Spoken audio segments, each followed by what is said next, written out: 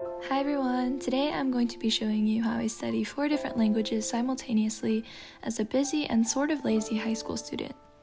I will briefly talk about how I manage studying these languages all at once, and then go into my routines for each language. I will also be posting a video about general language learning advice in the near future, so be sure to stick around for that as well. I think it's always a good idea to identify your reasons for doing something, and that definitely applies to language learning. There are so many benefits to learning languages, but what are some of your personal goals and wishes? Language learning is such a long journey, and I think it's hard to maintain motivation throughout all of it, especially if you don't know why you are studying. For example, if your goal is to be able to speak and understand Mandarin, then you don't necessarily want to be spending all of your time trying to learn the stroke order of a character.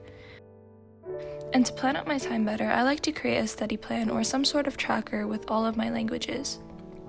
Instead of planning out day by day, hour by hour schedules, I create a much broader bucket list type thing of goals and then occasionally plan out in more detail how I achieve each one.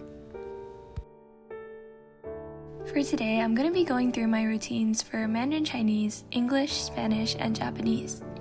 The first 2 are languages I sort of grew up speaking, and the latter 2 are languages that I picked up much later on. To give you a bit of background, I think Mandarin Chinese was technically my first language. My ethnicity is Chinese, and my family mostly talks in Chinese around the house. So growing up, I definitely had a lot of resources and advantages for learning the language. I would say in elementary school, I lost a lot of my proficiency in Chinese just because almost everyone I knew spoke to me in English. I was still able to listen and understand the language perfectly, but reading and speaking took a lot more effort. Middle school was when I started improving a lot because I discovered a world of Chinese dramas, and believe it or not, watching those was probably what helped improve my Chinese the most. I would watch these people on the screen argue with each other and give these emotional speeches and think that that was so cool. Chinese is such an elegant language, and there are so many ways of saying the same thing, but making it sound 10 times more exquisite by using the right words. And as strange as it might sound, I think seeing that portrayed in a C-drama really just grew my interest in the language. My parents did actually put me in Chinese classes for a while, and honestly, I think all the curriculum can be found for free online. For me, classes are mostly just great because they provide accountability and save time when looking for resources. But looking back, I definitely think self-studying could have saved a lot more time and money. So anyways, I study Chinese now by talking a lot with my parents, watching C-dramas, writing and reading essays, and keeping track of my vocabulary. Speaking of studying through C-dramas and movies, I would like to briefly thank LingoPie for partnering with me in this video. LingoPie offers countless TV shows, movies, music, audiobooks, and podcasts.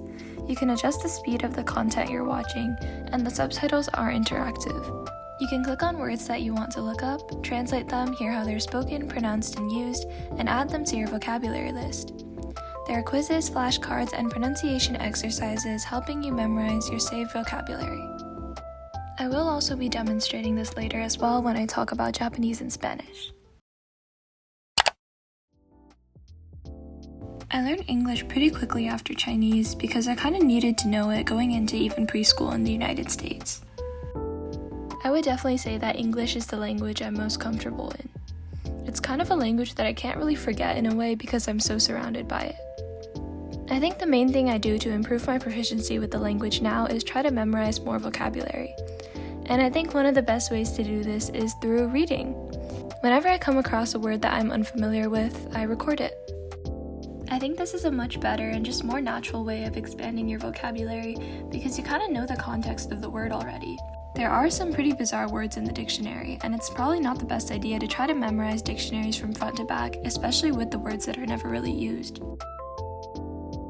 So later on, when I'm writing essays and compositions, I try to incorporate at least one new vocabulary into each one.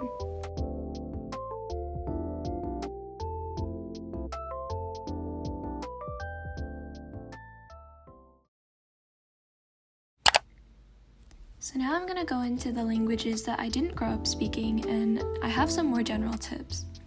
I don't remember where I first heard this, but someone once told me that we acquire new languages in the same way we acquired our first language. When we were initially learning our first language as a baby, We weren't really studying from textbooks and doing flashcards. Language is essentially imitation and just copying the way other people communicate.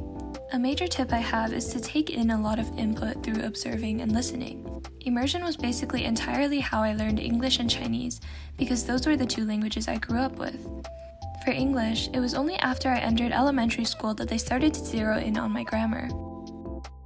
I'm not saying that you should throw away all your textbooks and just watch movies all day, because you definitely still need to learn those sentence structure patterns and how to use certain verbs and adjectives and stuff like that. But immersion and imitation are truly so important.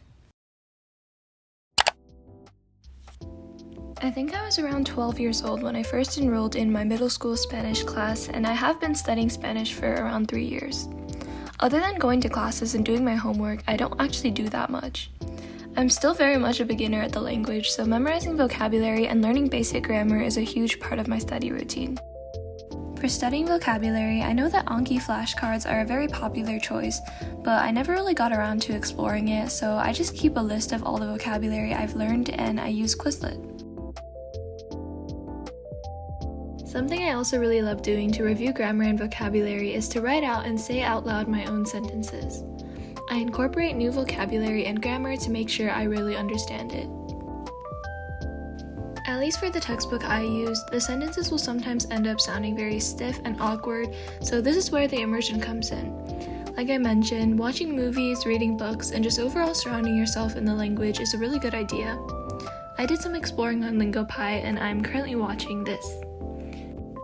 As mentioned, the subtitles are interactive, and the words you click on will automatically be added to your flashcards. This means that you don't have to waste any time writing them down and keeping track of them, because LingoPie does it for you. Japanese is probably the language that currently I spend the most time and effort on. I've never enrolled in any classes, so I've been self-studying for about a year. So far, the Genki textbooks have been really helpful.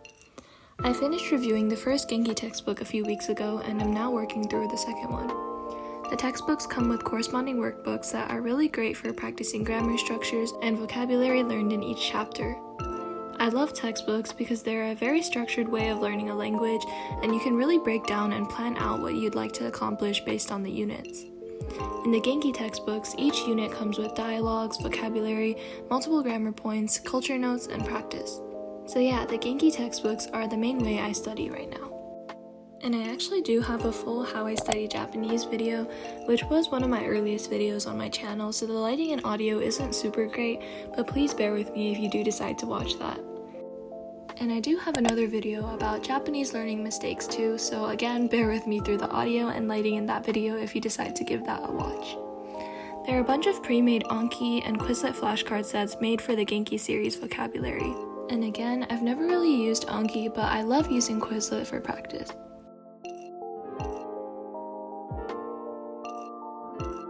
For practicing grammar, I think the Genki workbook exercises are very helpful since they are targeted towards the lessons learned in the textbooks.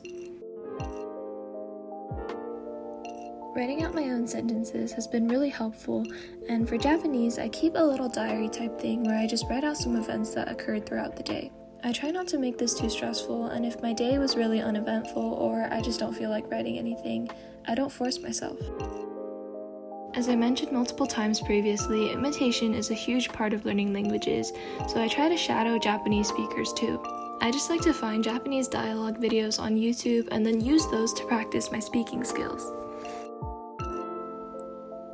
This is what I've been watching on LingoPie recently, and I love watching videos about food, so this was really perfect for me. Again, I wanted to take this final chance to thank LingoPie one last time for partnering with me in this video.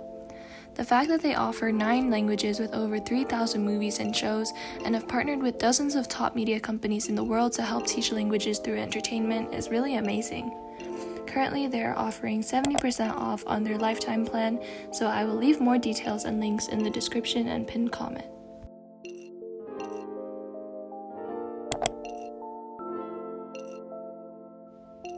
Having Japanese subtitles on also provides a little bit of reading practice as well. For additional reading, I would really recommend looking into picture books and manga directed more towards beginners. The Yotsubato and Polar Bear Cafe series are great to start.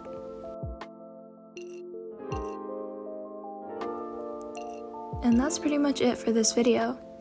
Thank you so much for watching, and be sure to look out for my next language learning video where I will focus more on general language learning advice.